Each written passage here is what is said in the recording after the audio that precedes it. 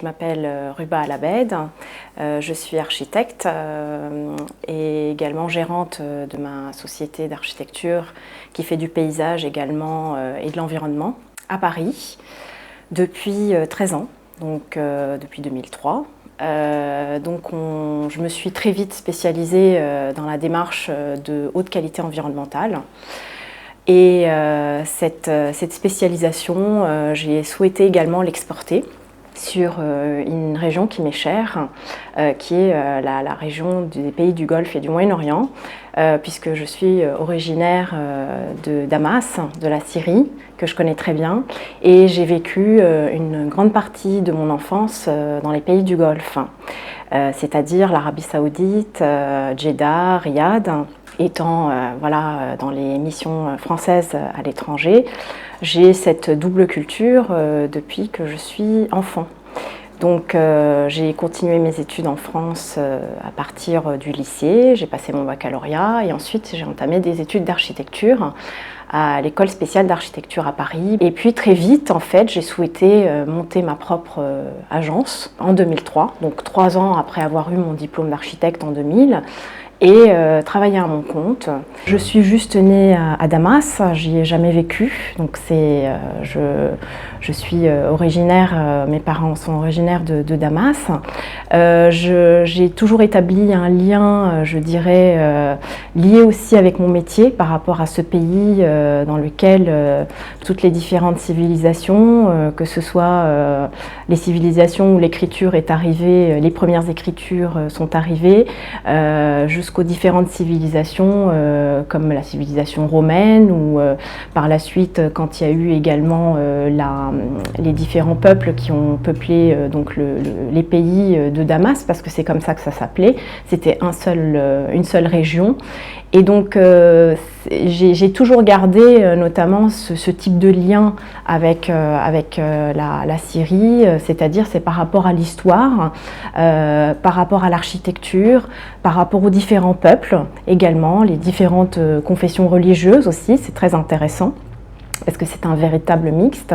Et tout ça, ça fait une richesse culturelle et interculturelle qui m'a permis justement d'enrichir mon parcours personnel et professionnel. En tant que jeune femme, donc exportant le savoir-faire sur le Moyen-Orient ou sur les pays du Golfe, on a avoir fait beaucoup de conférences et puis également beaucoup de salons. En tant que société française, bien évidemment, on est vu comme un savoir-faire étranger, mais le fait que je sois originaire de la Syrie, que je parle la langue également, est un véritable plus, puisque quels que soient les décisionnaires ou quelles que soient les personnes avec qui j'ai eu à communiquer sur place, bien évidemment, ils parlent tous anglais parce que c'est plutôt anglophone, mais quand ils voient effectivement que le chef d'agence parle l'arabe, comprend parfaitement à habiter sur place et sait de quoi il s'agit, là la communication passe incroyablement bien, et femme ou pas femme, homme, jeune, pas jeune, sincèrement, il n'y a pas de frontières et il n'y a pas du tout eu de barrière, contrairement à ce qu'on peut croire, parce que ce qu'ils recherchent, c'est la compétence. Et c'est vraiment c'est la manière de transmettre ce savoir-faire. Ils étaient très à l'écoute, ils étaient plutôt admiratifs, parce que c'est aussi une sorte de fierté pour eux, parce que du coup, on a un regard plutôt d'appartenance de leur côté. Ils ne nous voient pas du tout comme une société étrangère. Et donc non, c'était plutôt très positif, contrairement à ce qu'on peut croire aux idées reçues. C'est une fierté pour moi aussi de pouvoir leur montrer que c'est un peu un retour aux sources, en se disant je suis là aussi pour vous montrer que j'ai un véritable savoir-faire, je comprends parfaitement les problématiques parce que je les connais par cœur, et puis je suis capable de vous résoudre ces problématiques, et on peut vraiment communiquer pas comme si c'était quelqu'un qui était complètement exporté dans un milieu qu'il ne connaît absolument pas. Donc oui, c'est un véritable challenge, c'est un retour aux sources et c'est aussi une fierté personnelle.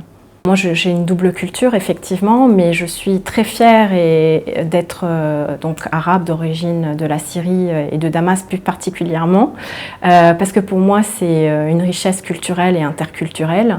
C'est aussi un héritage passé qu'on reçoit, en fait, et c'est en soi. Et quand on va sillonner les rues de Damas, dans le vieux Damas, ou quand on va visiter les vieilles villes, même si elles n'existent peut-être que très peu dans certains pays du Golfe, on sent une vibration, on sent une communion.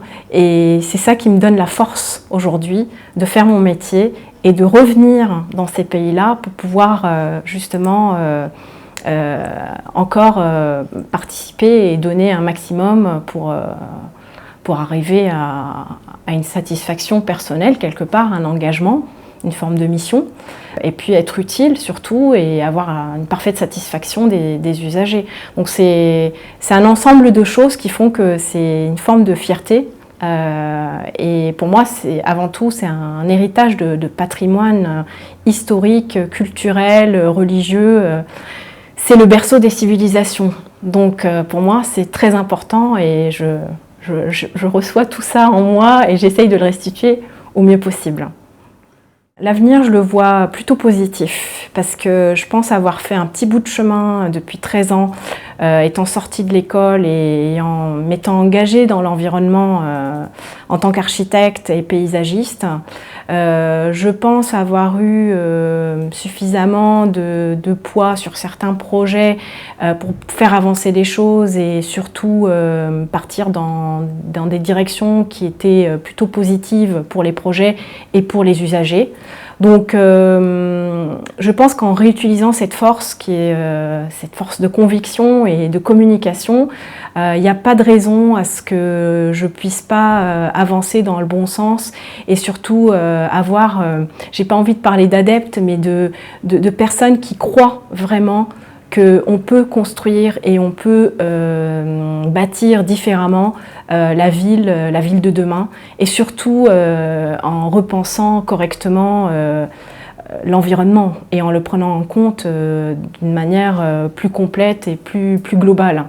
Donc j'ai envie de dire que c'est plutôt un sacré challenge. Moi je vois l'avenir comme un challenge et comme une belle aventure à vivre. Et je mets toute mon énergie là-dedans parce que c'est mon bébé, en fait, quelque part. Et je suis très heureuse d'avoir fait ce petit bout de chemin jusqu'à aujourd'hui, qui pour moi n'est que le début. Je suis au début de mes 40 ans, qui est aussi un âge, je pense, jeune pour un architecte paysagiste. Mais je suis heureuse d'avoir déjà fait tout ce chemin et acquis toute cette compétence pour pouvoir encore et davantage perfectionner tout ça et aller chercher les bons porteurs de projets pour aider à la décision, pourquoi pas les décisions politiques, pour faire changer les habitudes, les modes de vie et puis les adapter beaucoup plus à notre planète.